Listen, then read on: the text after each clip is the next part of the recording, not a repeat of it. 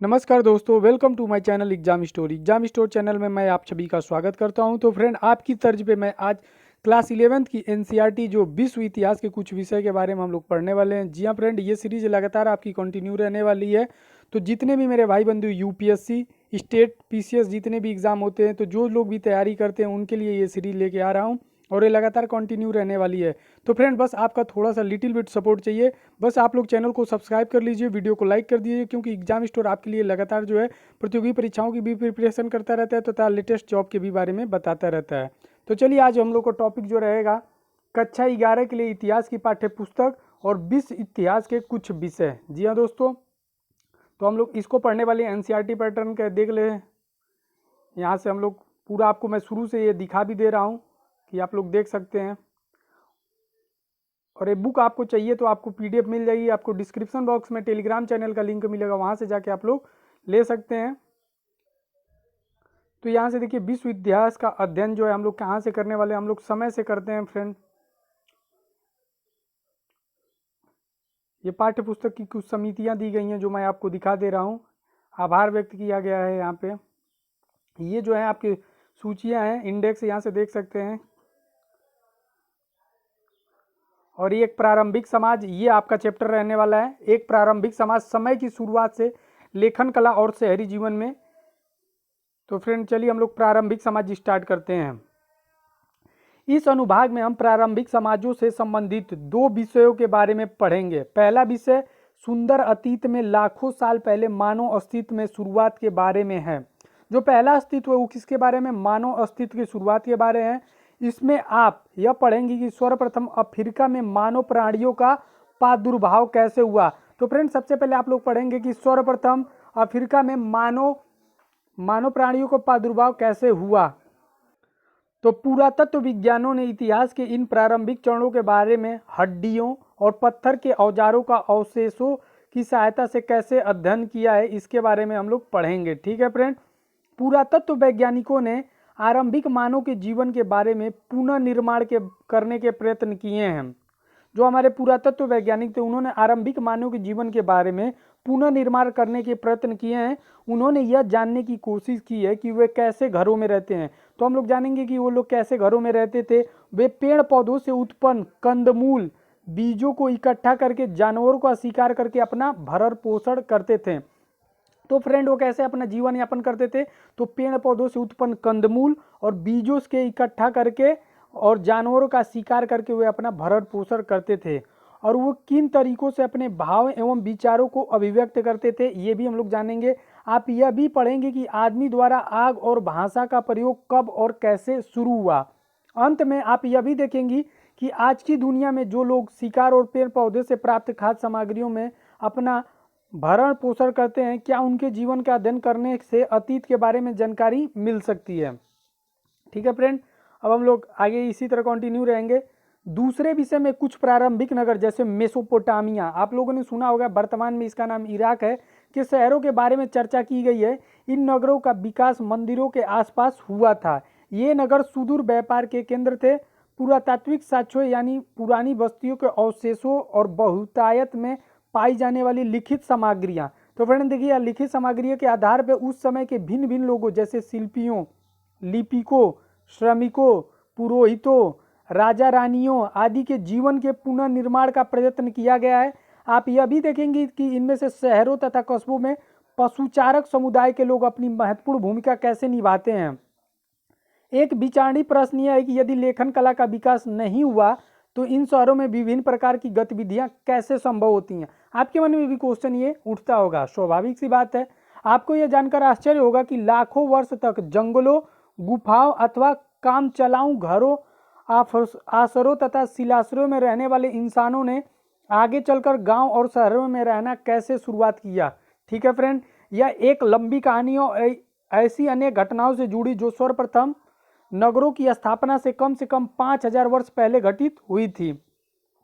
अत्यंत दूरगामी प्रभाव डालने वाले परिवर्तनों में था कि एक धीरे धीरे खानाबदोश जिंदगी को छोड़कर खेती के लिए एक स्थान पर बस जाना। तो फ्रेंड, पहले जो थे मानो वो खानाबदोश की जीवन व्यतीत करते थे, लेकिन कुछ समय बाद जो ये लोग क्या करने लगे, उन्होंने एक स्थान पे बस जाना उन्होंने ये ऐसा जो है स्टार्ट किया, जो लगभग 10,000 साल पहले शुरू हो गया था। जैसा कि आप आगे विषय में देखेंगे कि खेती अपनाने से पहले लोग अपने भोजन के लिए पेड़ पौधों की उपज इकट्ठी किया करते थे। धीरे धीरे उन्होंने भिन्न भिन्न पौधों के बारे में जानकारी प्राप्त की, जैसे वे कहाँ उगते हैं। तो जो भी पौधा या बीज उनको मिला तो सबसे पहले उसके बारे में जानकारी इकट्ठा करने लगी कि वो कहाँ उगते हो, उसे किस प्रकार की पानी चाहिए, किस मौसम में इसको उगाया जा सकता है, इस तरह की वो भी खोज करने लगे। जैसा कि वे किस मौसम में फलते हैं, इस जानकारी के आधार पर उन्होंने पौधे उगाना सीख लिया। पश्चिमी एशिया में गेहूं और जौ, मटर और कई तरह की दालें की फसलें उगाई जाती थी। तो देखिए ये ध्यान में रखना है, पश्चिमी एशिया में कौन कौन से फ्रेंड, तो गेहूं हो गया, जौ हो गया, ठीक है, गेहूं, जौ और मटर और कई तरह की दालों की फसलें उगाई जाती थी।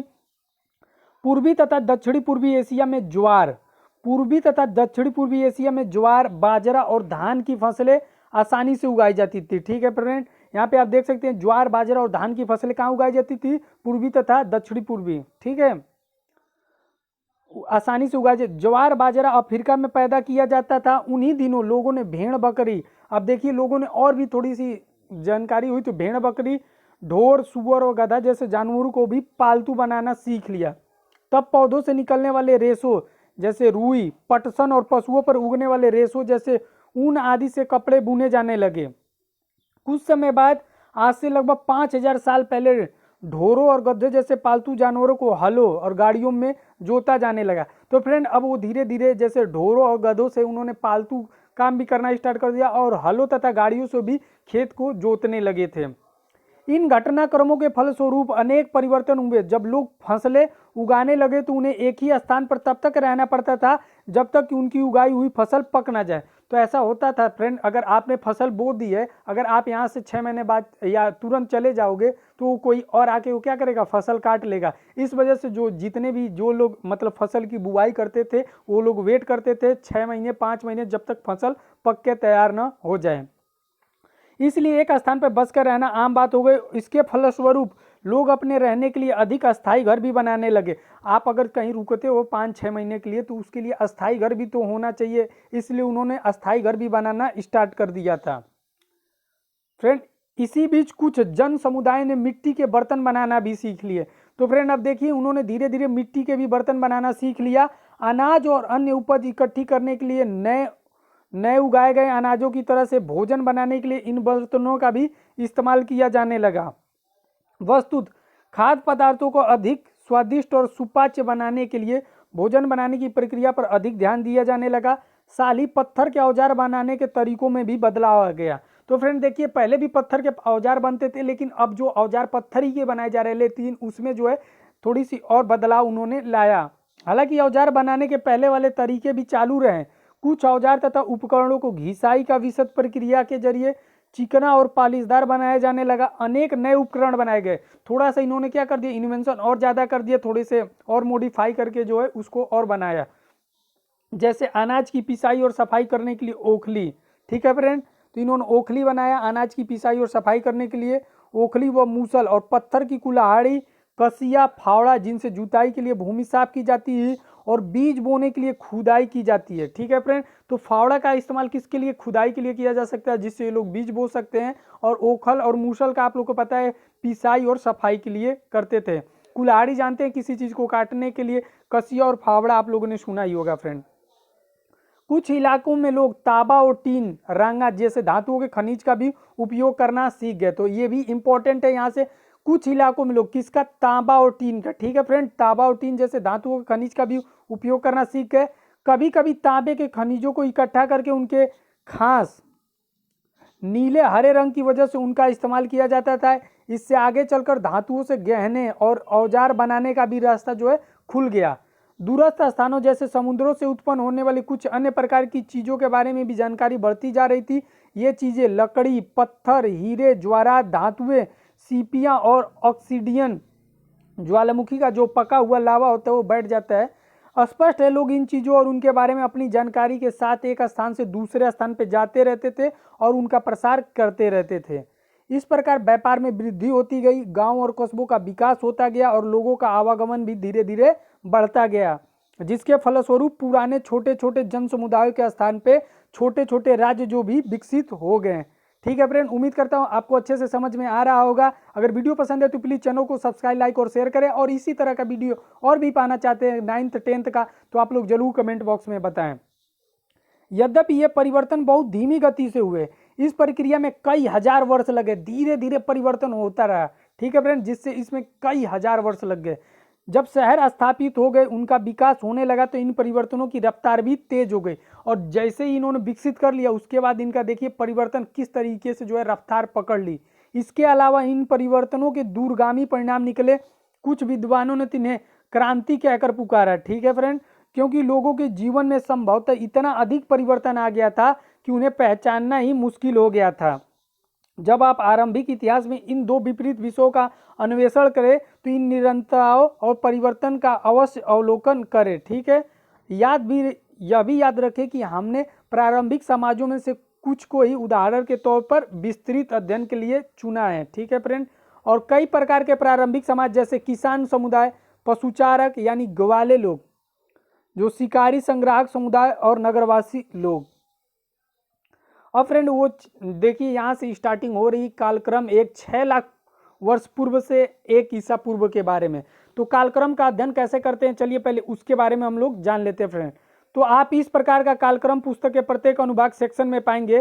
प्रत्येक कालक्रम आपको विश्व इतिहास की प्रमुख प्रक्रियाओं और घटनाओं के बारे में बताएगा।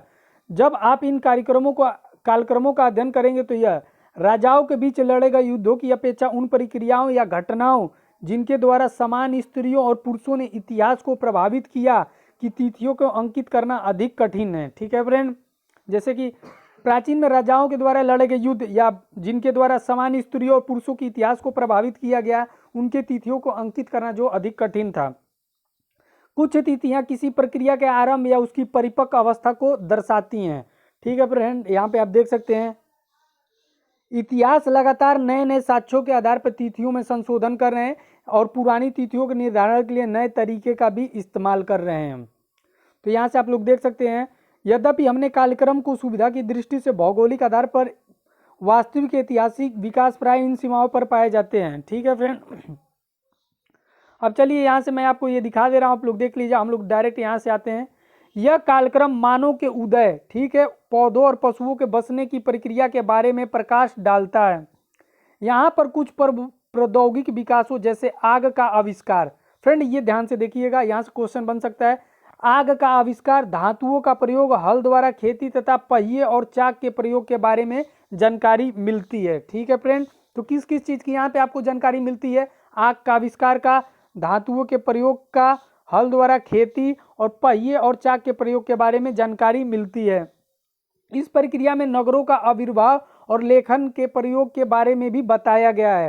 तो इसमें प्रक्रिया में नगरों के बारे में और लेखन के प्रयोग के बारे में भी बताया गया है। आपको यहाँ कुछ प्राचीनतम साम्राज्यों का भी उल्लेख मिलेगा जिनकी विषय वस्तु विस्तार से कार्यक्रम में दी गई है। तो फ्रेंड हम लोग चलिए कार्यक्रम देख सकते हैं। यहाँ तिथि आप देख सकते हैं। पहले हम लोग अफ्रीका और यूरोप का देखते हैं। 6 लाख वर्ष पूर्व से 5 लाख ईसा पूर्व वर्ष वर्तमान से पूर्व का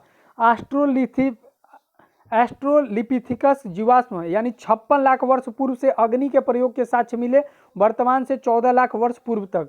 वहीं 5 लाख से 1.5 लाख वर्तमान में आप देखेंगे प्राग्ञ मानव होमोसेपियंस के जीवाश्म 1,95,000 वर्तमान से पूर्व। और यूरोप की बात करें तो अग्नि के प्रयोग के साक्ष्य जो है 4 लाख वर्तमान से पूर्व। ठीक है फ्रेंड, फिर हम यहाँ आ जाते हैं 30,000 से लेकर 10,000 के बीच में आपको गुफाओं और आवासों में चित्रकारी। ठीक है, और वहीं गुफाओं आवासों की चित्रकारी विशेषकर फ्रांस और स्पेन में। तो फ्रेंड ये देख सकते हैं जो पशुओं और कुत्तों को पालतू बनाया गया था वो 7,000 से 6,000 ईसा पूर्व में बनाया गया था। ठीक है, और इसमें देख सकते हैं 6,000 से 5,000 में आप लोग देख सकते हैं गेहूं और जौ की खेती होने लगी। कहाँ? यूनान में। 4,000 से 3,000 के बीच में देखेंगे कि गधों को पालतू बनाया गया। ज्वार बाजरा आदि की खेती की, तांबे का भी प्रयोग हुआ। और वहीं उसकी बात कर ले यूनान की, तो यहाँ तांबे का प्रयोग जो है क्रीट में होने लगा था।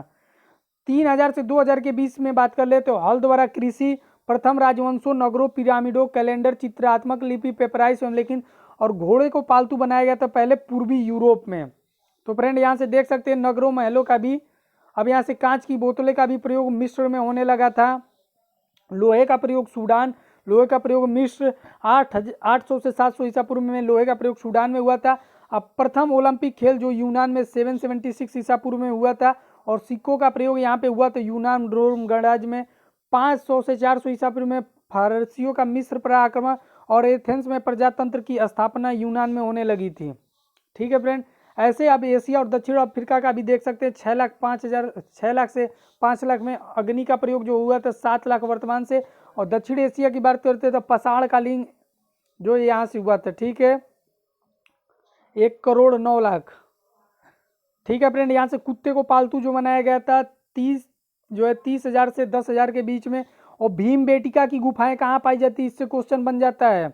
जितने भी आप लोग एग्जाम देंगे, पीसीएस हो गया या यूपीएससी में भी पूछ जाता है भीम बेटिका की गुफाएं के बाद, तो कहाँ, मध्य प्रदेश।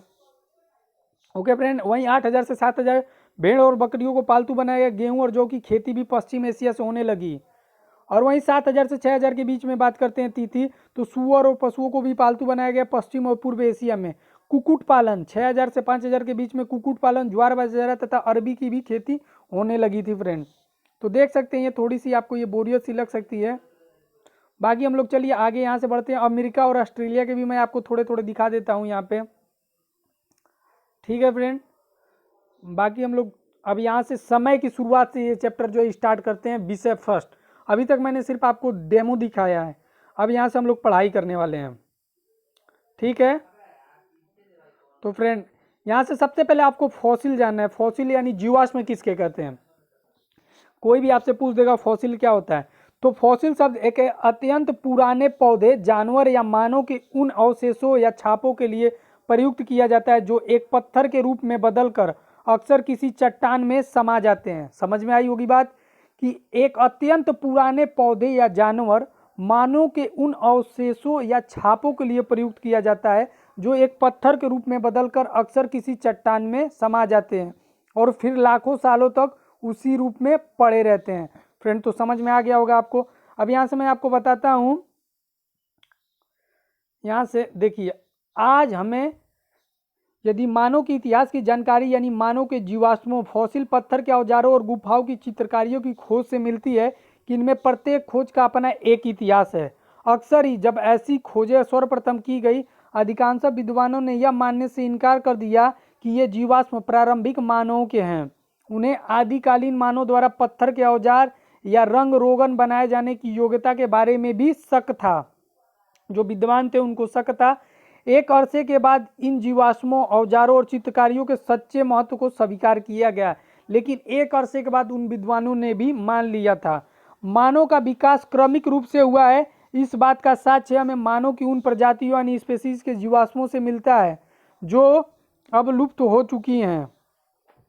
तो फ्रेंड, उनकी कुछ विशेषताओं या शारीरिक लक्षणों के आधार पर मानव को भिन्न भिन्न प्रजातियों में बांटा गया है। जीवाश्मों की तिथि का निर्धारण प्रत्यक्ष रासायनिक विश्लेषण द्वारा अथवा उन परतों या तलछटों को काल या परोक्ष के रूप में निर्धारण करके किया जाता है जिनमें वे दबे हुए पाए जाते हैं। जब एक बार जीवाश्मों की तिथि यानी काल का पता चल जाता है, तब मानव विकास का क्रम निर्धारित करना कठिन नहीं रहता है। लगभग 200 वर्ष पहले सर्वप्रथम जब ऐसी चीजें खोजी गई थी, तो अनेक विद्वान यह मानने को तैयार नहीं थे कि खुदाई से मिले जीवाश्म और पत्थर के औजार तथा चित्रकारियां जैसी अन्य चीजें वास्तव में मनुष्य के आदिकाल रूपों में संबंध रखती थी।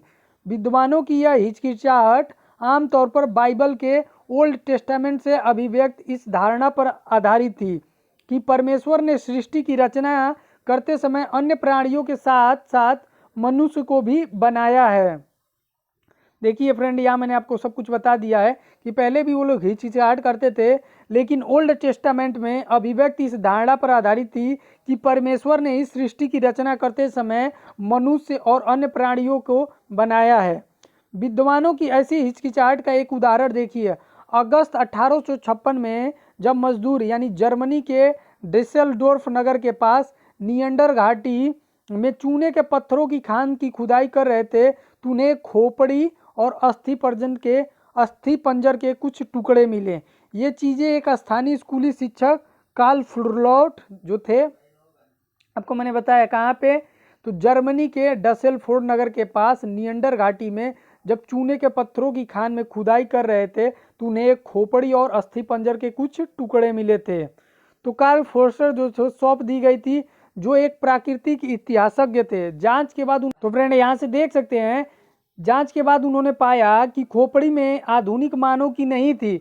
फिर उन्होंने प्लास्टर से उस खोपड़ी का ढांचा बनाया और उसे बान विश्वविद्यालय की शरीर रचना विज्ञान के एक प्रोफेसर हरमन साफ हुसैन के पास भेज दिया। अगले ही वर्ष उन्होंने मिलकर एक शोध पत्र प्रकाशित किया जिसमें उन्होंने यह दावा किया कि यह खोपड़ी एक ऐसे मानव की रूप की है जो अब अस्तित्व में नहीं है। उस समय तो विद्वानों, ठीक है फ्रेंड, यहाँ देख सकते हैं जीवाश्म प्राप्त करना एक कठिन प्रक्रिया होती है। पाई गई चीज़ों की सही जगह जानना उनके काल निर्धारण के लिए बहुत जरूरी होती है फ्रेंड। यहाँ से देख सकते हैं आप लोग, ऊपर चित्र में एक एक चीज आपको पढ़ना है फ्रेंड। ऊपर चित्र में उन उपकरणों को दिखाया गया है जो मिली वस्तुओं के स्थान को जानने के लिए प्रयोग किए गए हैं।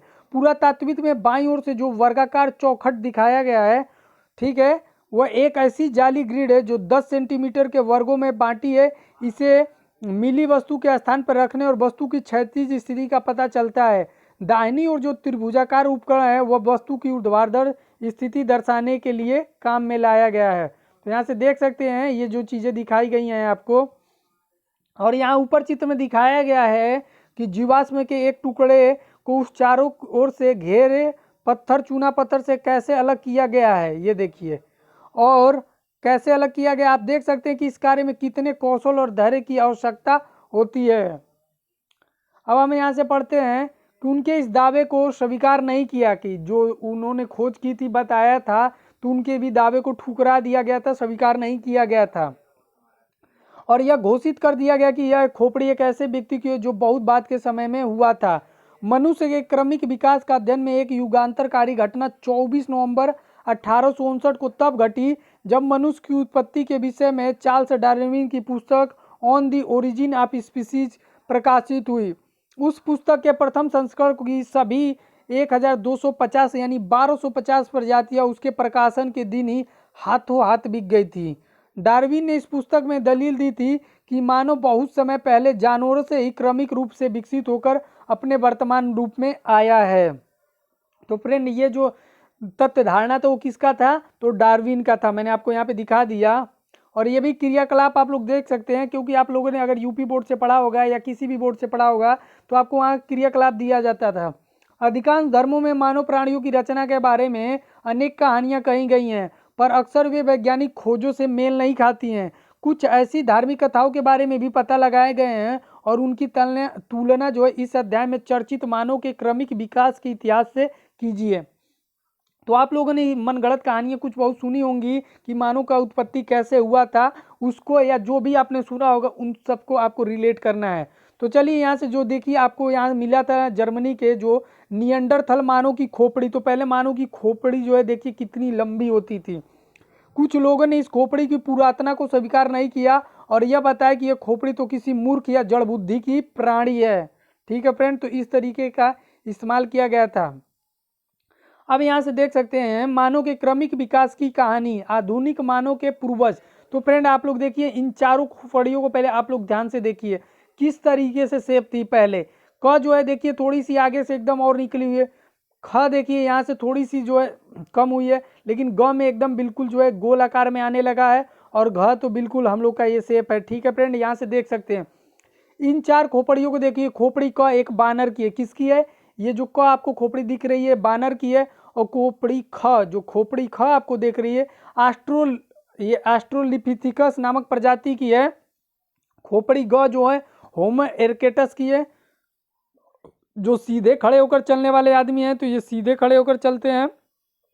और खोपड़ी घ जो आप ये देख रहे हो, खोपड़ी घ ये होमो सेम्पियंस यानी जो मानव होते उनके हैं नामक प्रजाति की। आज के मानव इसी प्रजाति के। इन खोपड़ियों में आप अधिक से अधिक जितनी समानताएं और अंतर देखते हैं उनकी सूची आपको बनाना है, क्या इसमें डिफरेंट दिख रहा है। और इस सबसे इन खोपड़ियों को मस्तिष्क, खोलों, जबड़ों और दांतों की भी भली बात यहाँ से आप लोग देख सकते हैं। तो फ्रेंड यहाँ से चित्र में दिखाई गई जितनी भी खोपड़ियों की रचना में आप जो अंतर पाएंगे उनका कारण और परिवर्तन जो है आप लोग देख सकते हैं, जो मानव के क्रमिक विकास के फलस्वरूप उत्पन्न हुए हैं। मानव के क्रमिक विकास की कहानी बहुत ज़्यादा लंबी और कुछ जटिल या उलझी हुई भी है। इस संबंध में अनेक अंतुरित प्रश्न भी उठे हैं और नए नए प्राप्त तथ्यों और सामग्रियों को अक्सर पुरानी समझ तथा जानकारी के परिवर्तन संशोधन करने पड़े हैं। आइए कुछ घटनाओं तथा परिवर्तनों को भी उनके परिणामों और कुछ अधिक गहराई से चर्चा करते हैं।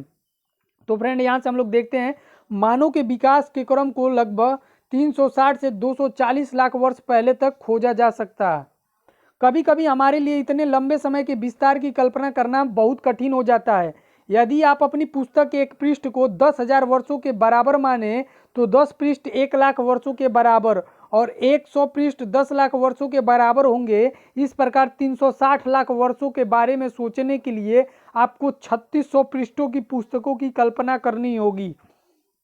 यह वह समय था जब एशिया तथा अफ्रीका में स्तनपायी प्राणियों की प्राइमेट ठीक है नामक श्रेणी का उद्भव हुआ था। किसका हुआ था? अफ्रीका में स्तनपायी प्राणियों के और क्या नाम था? प्राइमेट नामक श्रेणी का उद्भव हुआ था। इसके बाद लगभग 240 लाख साल पहले प्राइमेट श्रेणी में एक उपसमूह उत्पन्न हुआ जिसे होमिनाइड क्या बोलते हैं? होमिनाइड कहते हैं। इस समूह में बानर यानी एप जो है शामिल थे और बहुत समय बाद लगभग 56 लाख वर्ष पहले हमें एक होमिनिड प्राणियों के अस्तित्व का भी साक्ष्य मिलता है। होमिनिड वर्ग होमोनाइड उपसमूह से विकसित हुए। उनमें अनेक समानताएं पाई जाती हैं लेकिन कुछ बड़े अंतर भी। होमोनाइडों का मस्तिष्क होमिनिडों की तुलना में छोटा होता है। तो फ्रेंड यहाँ देख सकते हैं होमोनाइडो और होमिनिडो में अंतर क्या है कि उनमें जो है उनमें छोटा होता था। क्या होता था? मस्तिष्क जो होता था छोटा होता था। ठीक है फ्रेंड, होमोनाइडो का जो मस्तिष्क था वो होमिनिडो की तुलना में छोटा होता था। वे चौपाए थे यानी चारों पैरों के बल चलते थे, लेकिन उनके शरीर का अगला हिस्सा और अगले दोनों पैर लचकदार होते थे। इसके विपरीत होमोनिड की बात करें तो वे सीधे खड़े होकर चलते थे, पिछले दो पैरों के बल चलते थे और उनके हाथ विशेष किस्म के होते थे। तो किसके होते थे? कौन खड़े होकर चलता था? अगर आप मेरी बातों को ध्यान से सुन रहे होंगे तो आप लोग बता सकते थे कि होमोनिड जो थे वो लोग खड़े होकर चलते थे और दो पैरों के बल चलते थे और उनके हाथ विशेष किस्म के होते थे जिनकी सहायता से वो औजार बना सकते थे। ठीक है फ्रेंड, और उनका इस्तेमाल कर सकते थे। हम अगले अनुभाग में उनके द्वारा बनाए गए औजारों और उनकी विशेषताओं के बारे में अधिक बारीकी से चर्चा करेंगे। दो प्रकार के साक्ष्य यह पता चलता है कि होमोनिडो का उद्भव अफ्रीका से हुआ है। ठीक है फ्रेंड, तो होमोनिडो का जो उद्भव कहाँ से हुआ है? अफ्रीका से हुआ है। पहले तो यह एक अफ्रीकी बानरों एप का समूह होमोनिडो से बहुत गहराई से जुड़ा है। दूसरा, सबसे प्राचीन होमिनिड जीवाश्म जो ऑस्ट्रेलोपिथेकस वंश यानी के पूर्व में पूर्वी अफ्रीका में पाए गए हैं और उनका समय लगभग 56 लाख वर्ष पहले माना जाता है। इसके विपरीत अफ्रीका से बाहर पाए गए जीवाश्म 18 लाख वर्ष से अधिक पुराने नहीं हैं। यहाँ से देख सकते हैं हाथ का क्रमिक विकास।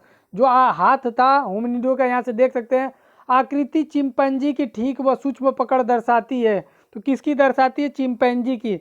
आकृति को होमिनिड की दुरुस्त व सूक्ष्म पकड़ दर्शाती है। ग जो है आकृति, ये ग आकृति जो है ये मनुष्य के हाथ की सशक्त पकड़ को दर्शाती है। ये देखिए, ये मनुष्य का हाथ है, ये चिंपैंजी का हाथ है। और आपको चिंपैंजी को ठीक पकड़ की तुलना में मनुष्य की हाथ की ठीक व सूक्ष्म पकड़ से कीजिए। उन कामों की सूची बनाए जिन्हें करते समय आप ठीक व पकड़ सूक्ष्म का इस्तेमाल करते हैं। आप किन किन कामों को करने के लिए सशक्त पकड़ का प्रयोग करते हैं, ये आपसे पूछा जा रहा है।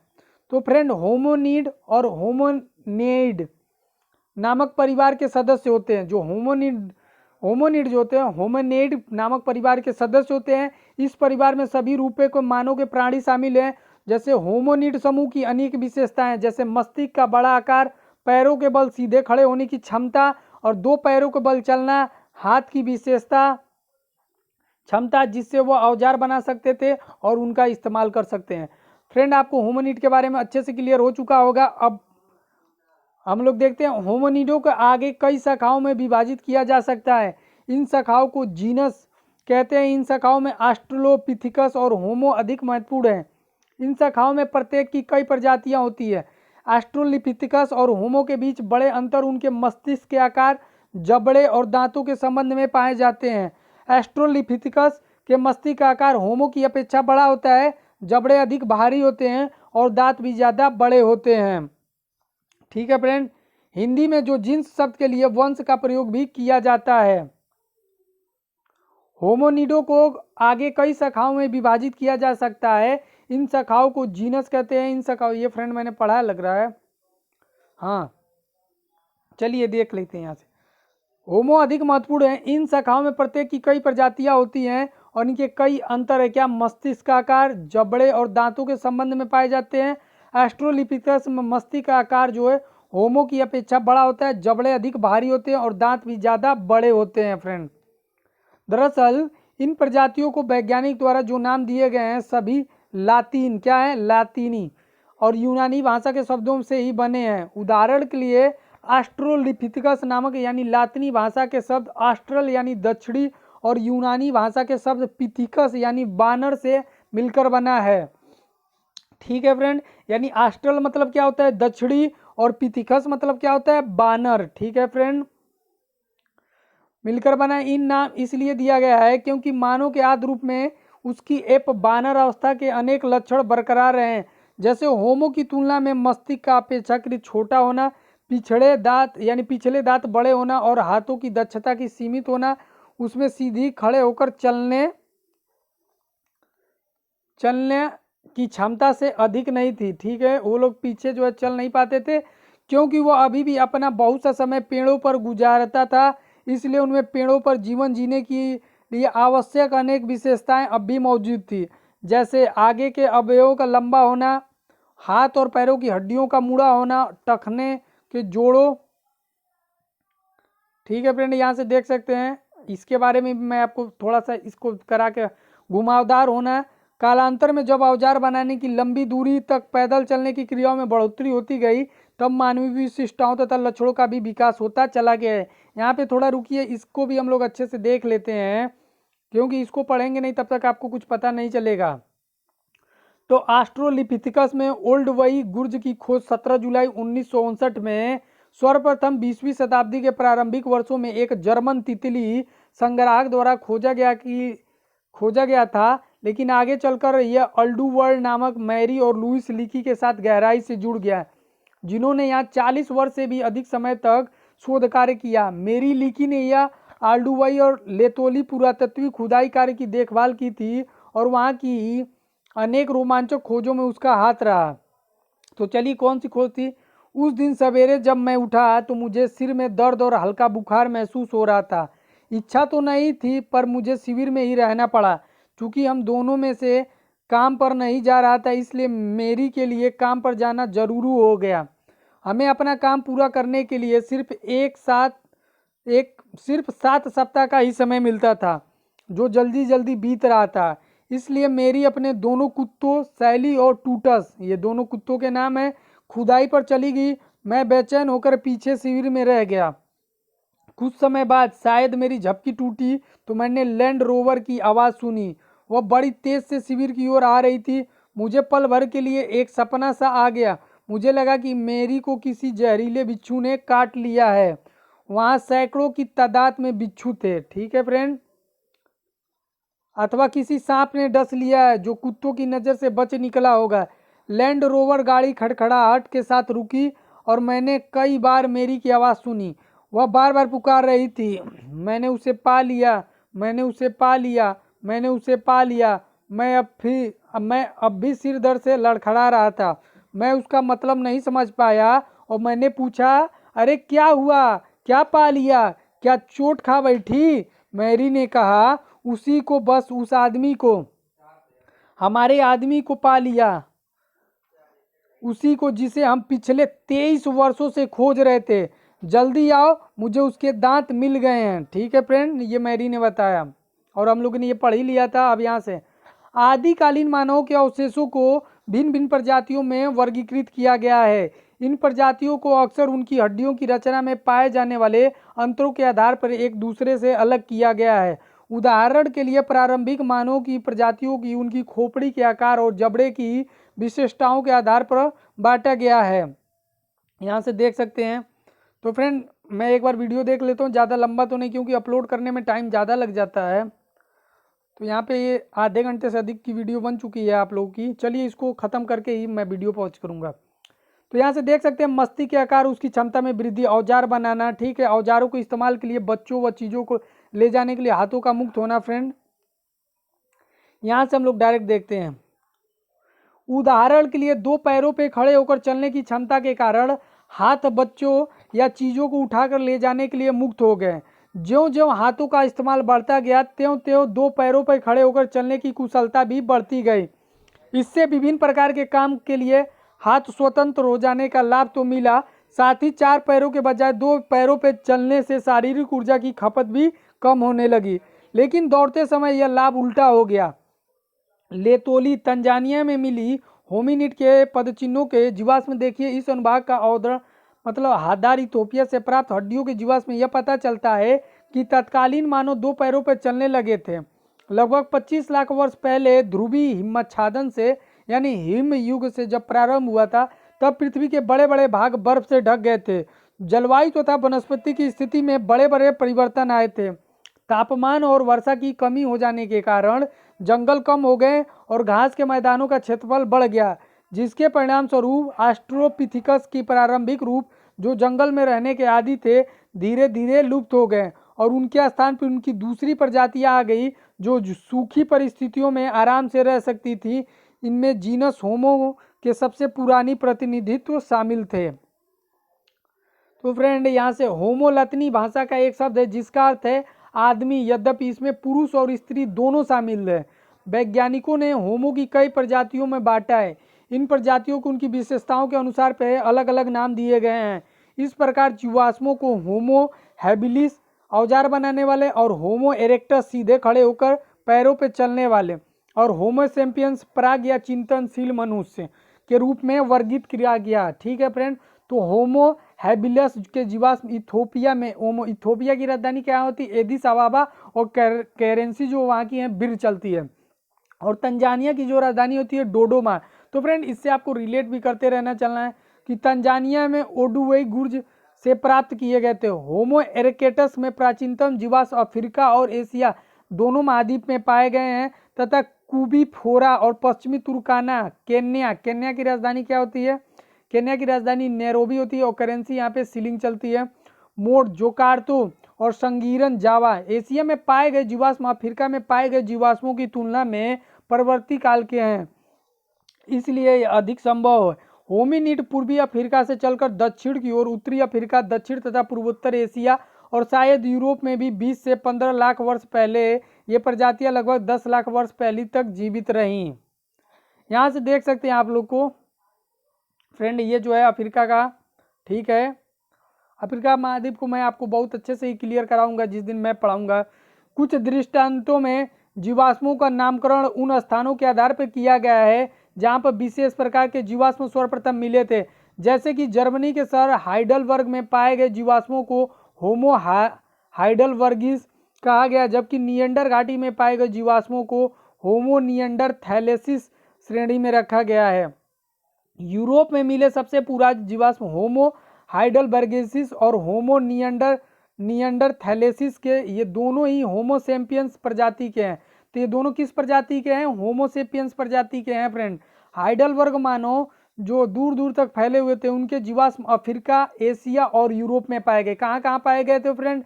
अफ्रीका में, एशिया में और यूरोप में पाए गए थे।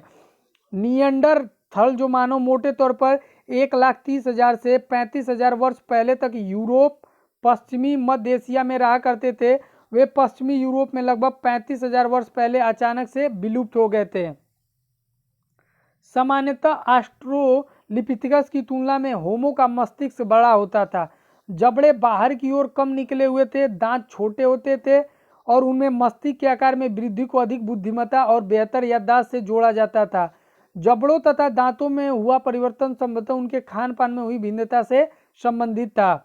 तो यहाँ देख सकते हैं विश्व में मानव प्रजातियों का निवास 50 से 10 लाख वर्ष पूर्व जो है कहाँ से? कौन? अफ्रीका के सहारा के आसपास के प्रदेश से ऑस्ट्रोलिपिथिकस, प्रारंभिक होमो और होमो इरेक्टस।